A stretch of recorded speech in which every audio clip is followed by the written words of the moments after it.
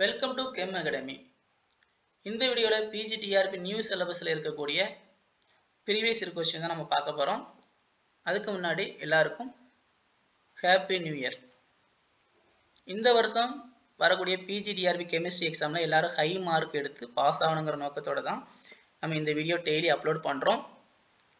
PGTRB chemistry exam வரதுக்கு முன்னக்கூட்டி நம்ம new சிலபஸில் இருக்கக்கூடிய எல்லா டாப்பிக்கும் நம்ம கவர் பண்ணிடுவோம். ஒவ்வொரு யூனிட்டாக கவர் பண்ண பிறகு ஃப்ரீயாக யூனிட் டெஸ்ட் வாட்ஸ்அப் குரூப்பில் கண்டக்ட் பண்ணுவோம். யூனிட் டெஸ்ட்டில் கலந்து கொள்ள விருப்பப்படுறவங்க டிஸ்கிரிப்ஷன் பாக்ஸில் வாட்ஸ்அப் ஒரு லிங்க் இருக்குது, ஜாயின் பண்ணிக்கோங்க. ஓகே, யூனிட் 1ல் இருக்கக்கூடிய ionic radius, atomic size, ionization energy, இந்த டாப்பிக்கில் இருந்து வரக்கூடிய கொஸ்டின்ஸ் நம்ம பார்க்கலாம். ஓகே, ஃபஸ்ட்டு கொஸ்டின் பாருங்கள். Which one of the following ion is smallest in size? இந்த கொஸ்டின்ஸ் பிஜிடிஆர்பி 2021, அதாவது லாஸ்ட் டிஆர்பியில் கேட்ட கொஸ்டின்ஸ். ஓகே, இப்போ ஒரு ஆட்டம் எடுத்துட்டோம் அப்படின்னா, நியூட்ரல் ஆட்டம் எடுத்துட்டோம்னா அதில் number of proton, number of electron சேமாக இருக்கும். ஓகே, அந்த ஆட்டம் ஒரு எலக்ட்ரானை கெயின் பண்ணும்போது அது ஆனையானா மாறும். அப்படி ஆனையானா மாறும்போது அதோட சைஸ் வந்து லார்ஜராக மாறும். டியூ டு அதில் நம்பர் ஆஃப் எலக்ட்ரான் அதிகமாக இருக்கும், லார்ஜராக இருக்கும். யாரை கம்பேர் பண்ணும்போது?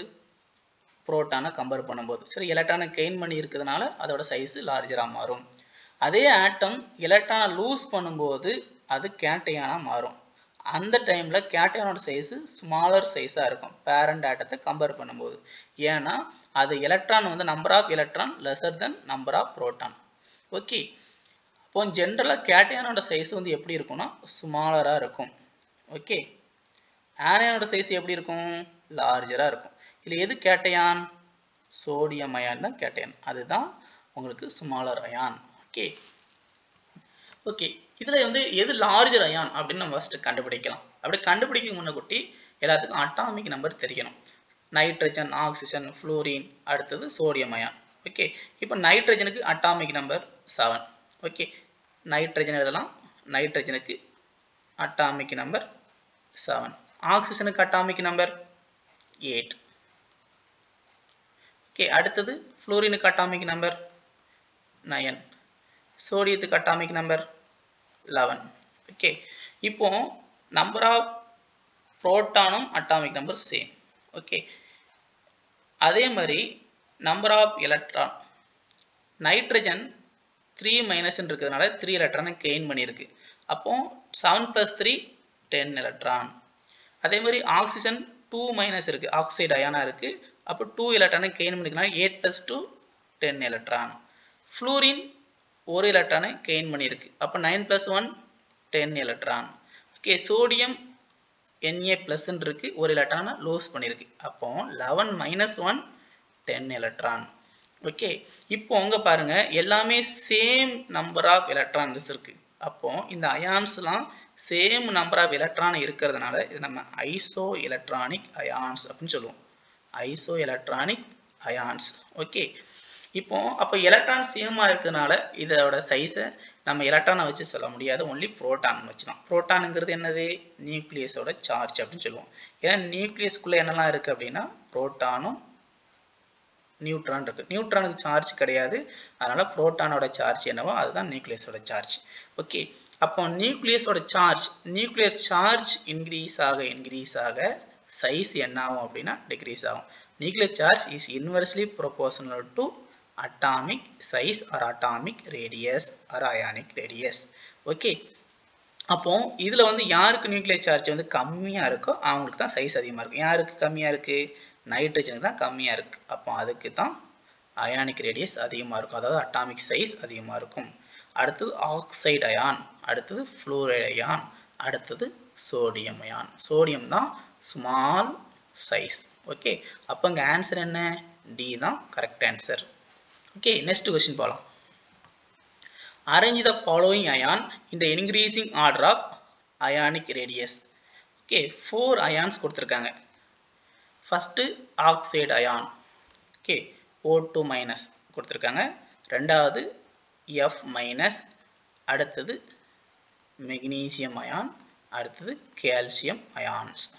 ஓகே, இப்போ நம்ம ஃபஸ்ட்டு என்ன எழுதணும்? அட்டாமிக் நம்பர் தெரியணும், அதாவது புரோட்டான் தெரியணும். புரோட்டான் தெரிஞ்ச ஆக்சிஜனுக்கு அட்டாமிக் நம்பர் என்ன 8, ஃப்ளூரினுக்கு அட்டாமிக் நம்பர் 9, மெக்னீசியத்துக்கு 12, கால்சியத்துக்கு 20. ஓகே, அடுத்தது எலக்ட்ரான் கண்டுபிடிக்கணும். ஆக்சைடு அயான் இருக்கு, அப்போ 2 எலக்ட்ரான் கெயின் பண்ணியிருக்கு, 8 + 2 10 எலக்ட்ரான். அடுத்தது ஃப்ளூரைடு அயான் இருக்கு, 9 + 1 10 எலக்ட்ரான். ஏன்னா ஒரு மைனஸ் இருக்கனால ஒரு எலக்ட்ரான் கெயின் பண்ணியிருக்கு. மெக்னீசியம் 2+ இருக்கு, 2 எலக்ட்ரான் லாஸ் பண்ணியிருக்கு, 12 - 2 10 electron.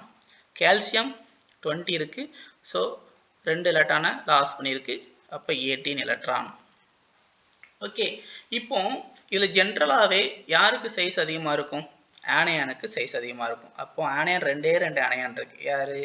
Oxide ion and fluoride ion. அப்போ ஆக்சைடு அயானுக்கு தான் சைஸ் அதிகம், O2-. ஓகே, யாரை விட? ஃப்ளூரைடை விட. டியூ டு ஆக்சிஜனுக்கு உங்க பாருங்க நியூக்ளியர் சார்ஜ் கம்மி, ரெண்டாவது ஃப்ளூரினுக்கு 9. ஓகே, இப்போ மெக்னீசியம் கால்சியம், இதில் கால்சியத்துக்கு வந்து நியூக்ளியர் சார்ஜ் அதிகமாக இருக்குது. அப்போ அந்த கால்சியம் தானே உங்களுக்கு சைஸ் ஸ்மாலராக இருக்கும் அப்படின்னு நம்ம பார்த்துடக்கூடாது. ஏன்னா கால்சியமும் மெக்னீசியமும் எந்த குரூப்பு? குரூப் நம்பர் 2, அதாவது ஆல்கலைன் எர்த் மெட்டல்ஸ்.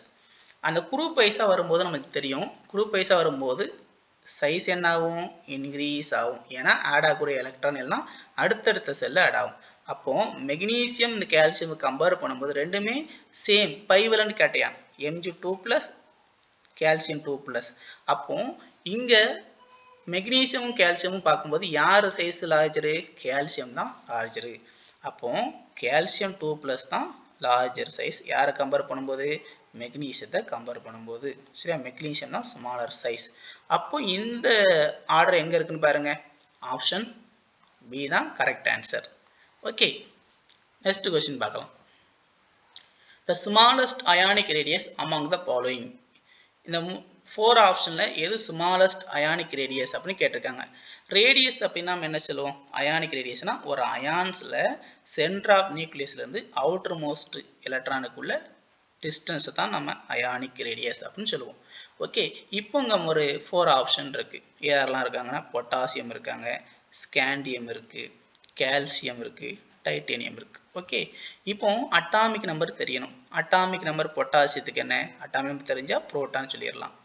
அப்போ அட்டாமிக் நம்பர் பொட்டாசியத்துக்கு 19, ஸ்காண்டியத்துக்கு 21, கால்சியத்துக்கு 20, டைட்டேனியத்துக்கு 22. ஓகே, அப்போ எலக்ட்ரான் சொல்லலாமா? எலக்ட்ரான் வந்து பொட்டாசியம் K+ இருக்கு, அப்போ ஒரு எலக்ட்ரானை லூஸ் பண்ணியிருக்கு, அப்போ 18 எலக்ட்ரான் இருக்கும். ஸ்காண்டியம் 3+ இருக்கு, அப்போ 3 எலக்ட்ரானை லூஸ் பண்ணியிருக்கு, அப்போ 21 - 3 18 எலக்ட்ரான். கால்சியம் 2+ இருக்கு, கால்சியம் அயனா இருக்கு, 2 எலக்ட்ரான் லாஸ் பண்ணியிருக்கு, இப்போ 20 - 2 18 எலக்ட்ரான். அடுத்தது டைட்டேனியம் 4+ இருக்கு, அப்போ 22 - 4 18 எலக்ட்ரான். எல்லாமே சேம் நம்பர் ஆஃப் எலக்ட்ரான் இருக்கு. அப்போ இதெல்லாம் என்ன சொல்லுவோம்? ஐசோ எலக்ட்ரானிக் அயான்ஸ் சொல்லுவோம். அப்போ ஐசோ எலக்ட்ரானிக் அயான் இருந்தால் நம்ம எதை வச்சு பார்க்கணும்? நியூக்ளியர் சார்ஜை வச்சு சொல்லணும். நியூக்ளியர் சார்ஜ் இன்க்ரீஸ் ஆக அயானிக் ரேடியஸ் டிக்ரீஸ் ஆகும், அப்போ நியூக்ளியர் சார்ஜ் யாருக்கு கம்மி? பொட்டாசியம் அயானுக்கு தான் நியூக்ளியர் சார்ஜ் கம்மி. அப்போ ஆர்டர் எது வரும் பாருங்க, ஆர்டர் பொட்டாசியம் அயான் தான் லார்ஜர் சைஸு. ஓகே, அப்போ பொட்டாசியம் சைஸ் தான் லார்ஜர் சைஸுங்கிறதுனால அதுக்கு தான் அயானிக் ரேடியஸ் அதிகம். Okay, potassium larger size. அடுத்தது பாருங்க, நியூக்ளியர் சார்ஜ் யாருக்கு கம்மி? கால்சியம், அப்போ கால்சியம் ரெண்டாவது. அடுத்தது பாருங்க, ஸ்காண்டியம் தான் 21, அப்போ கால்சியம் தான் லார்ஜர் சைஸாக இருக்கும். அடுத்து டைட்டேனியம் தான் 22, நியூக்ளியர் சார்ஜ் அதிகம், அப்போ அதுதான் வெரி வெரி ஸ்மாலர் சைஸாக இருக்கும். அப்போ ஸ்மாலர் அயானிக் ரேடியஸ். பொட்டாசியம் வந்து லார்ஜர் சைஸாக இருக்கும், லார்ஜர் அயானிக் ரேடியஸ். ஓகே, அப்போ ஆன்சர் என்னன்னு பாருங்க, ஸ்மாலஸ்ட் அயானிக் ரேடியஸ் கேட்டிருக்கிறதுனால option D is correct answer. Okay, titanium 4+ ion. Next question பார்க்கலாம். The element with the highest first ionization potential. இது 2014ல டிஆர்பில கேட்ட கொஸ்டின்ஸ்.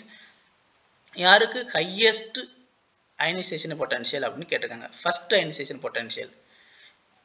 இப்போ அயனைசேஷன் பொட்டன்ஷியல் அப்படின்னா என்னன்னா, ஒரு ஆட்டத்துல இருந்து நம்ம எலக்ட்ரானை ரிமூவ் பண்ணுறதுக்கு தேவைப்படக்கூடிய எனர்ஜி தான் நம்ம அயனைசேஷன் எனர்ஜி அப்படின்னு சொல்லுவோம்.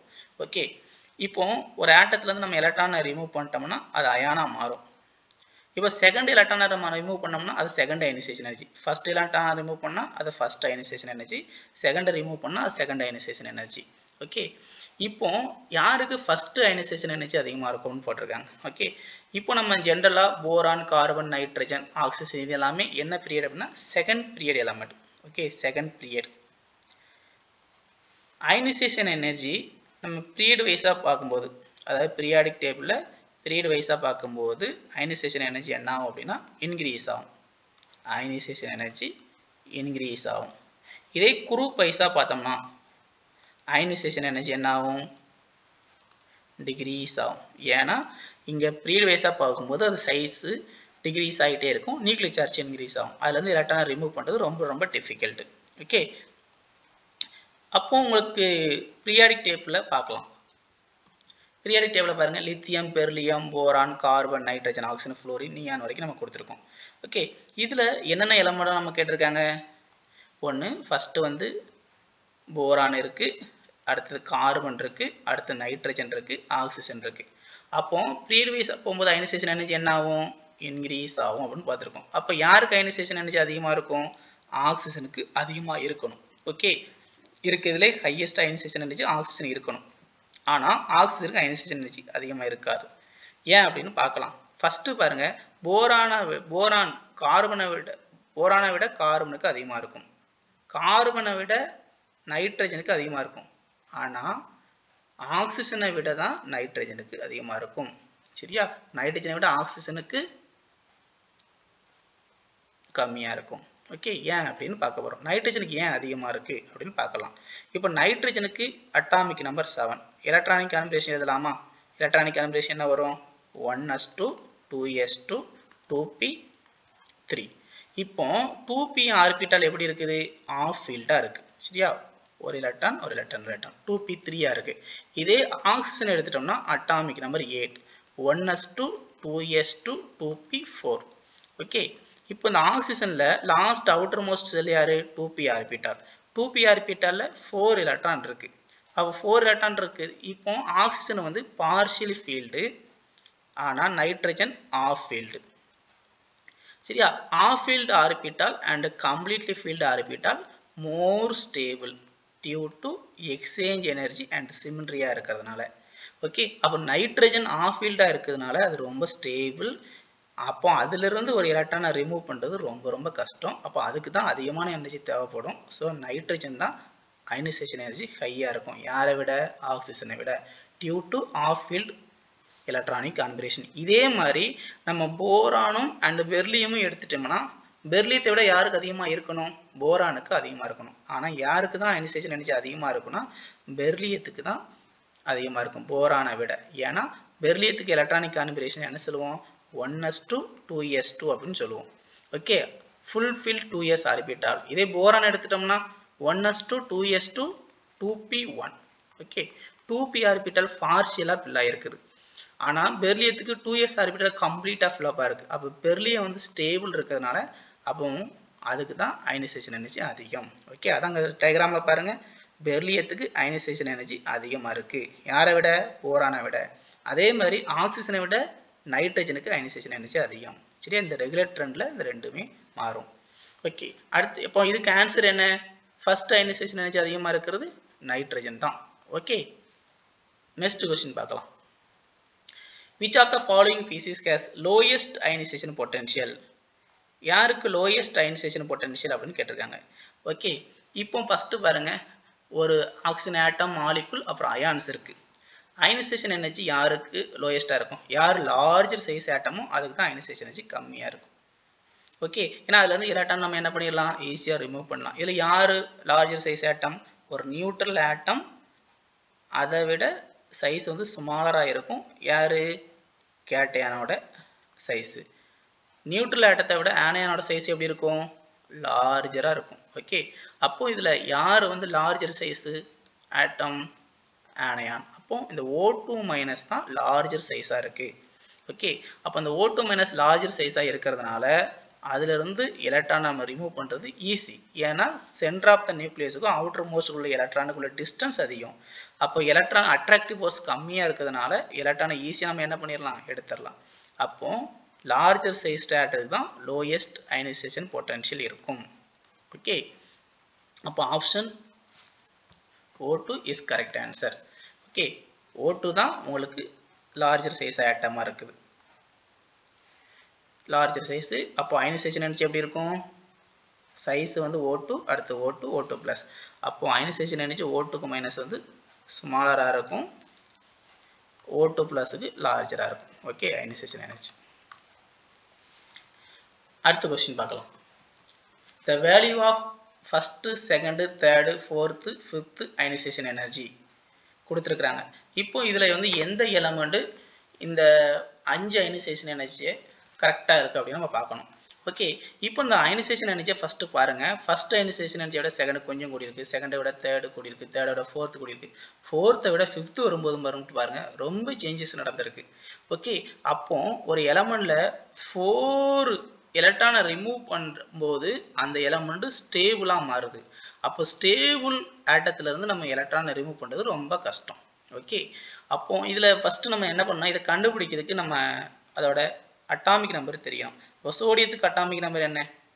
சோடியத்துக்கு அட்டாமிக் நம்பர் 11. அடுத்த சிலிக்கான் 14, பொட்டாசியம் 19, கால்சியம் 20. ஓகே, இப்போ நம்ம அட்டாமிக் நம்பர் தெரிஞ்சிச்சு. அடுத்தது எலக்ட்ரானிக் கான்ஃபிகரேஷன் எழுதணும். எலக்ட்ரானிக் கான்ஃபிகரேஷன் எழுதலாமா? இப்போ சோடியத்துக்கு எலக்ட்ரானிக் கான்ஃபிகரேஷன் எப்படி எழுதலாம்? 2, 8, 1. சிலிக்கான் 2, 8, 4.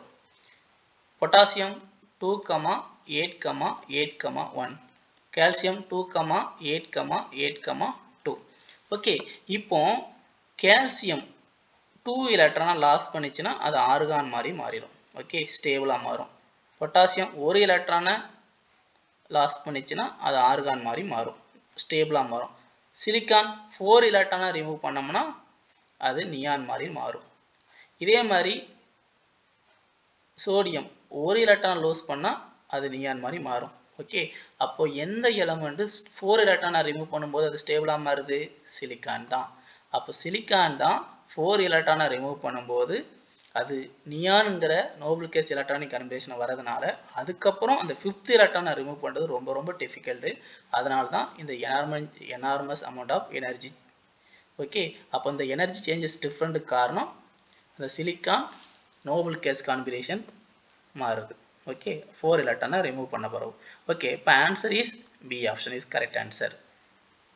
அடுத்த கொஸ்டின் பார்க்கலாம்.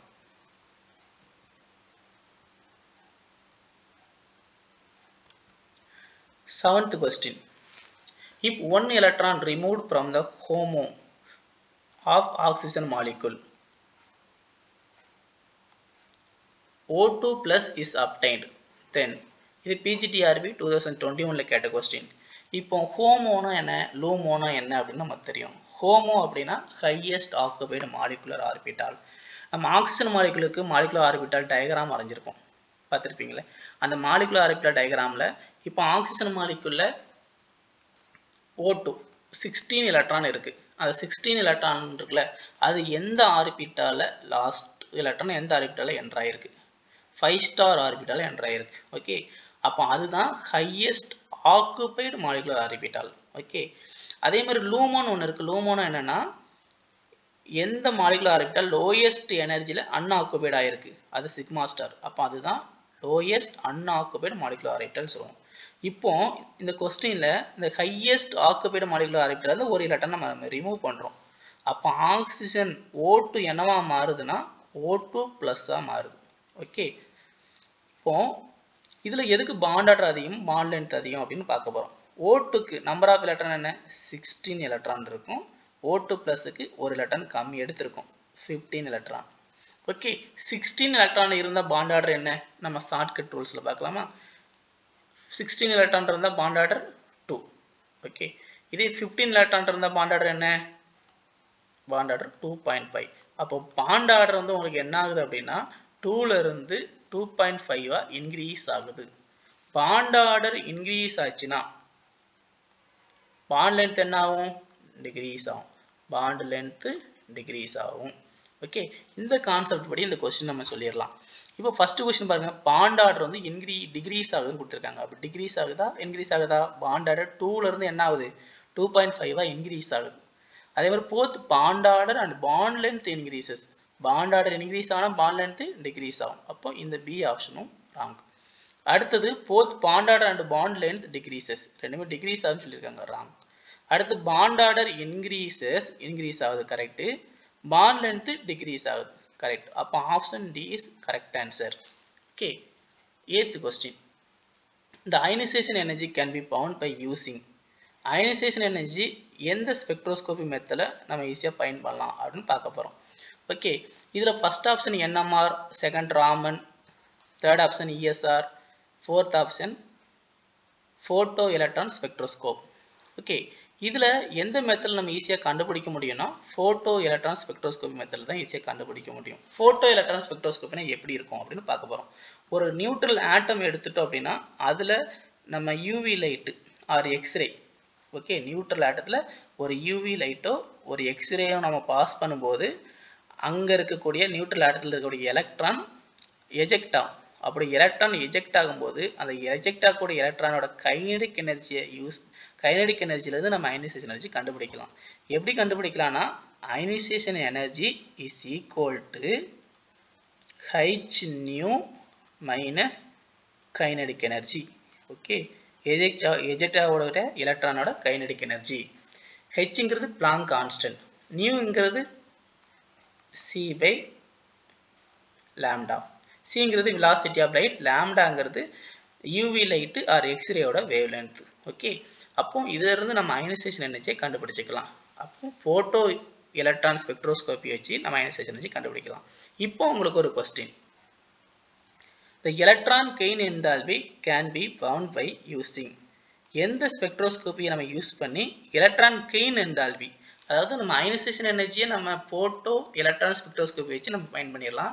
இதே மாதிரி electron gain enthalpy or electron அஃபினிட்டின்னு சொல்லுவாங்கல்ல, அதை எந்த ஸ்பெக்ட்ரோஸ்கோப்பி மூலமாக நம்மளால் கண்டுபிடிக்க முடியும். ஓகே, ஆன்சர்ஸ் இருந்தால் கமெண்ட் பாக்ஸில் சொல்லுங்கள். இந்த வீடியோ பிடிச்சிருந்தால் லைக் பண்ணுங்கள், ஷேர் பண்ணுங்கள். ஓகே, நெக்ஸ்ட் வீடியோவில் சந்திக்கலாம். தேங்க்யூ.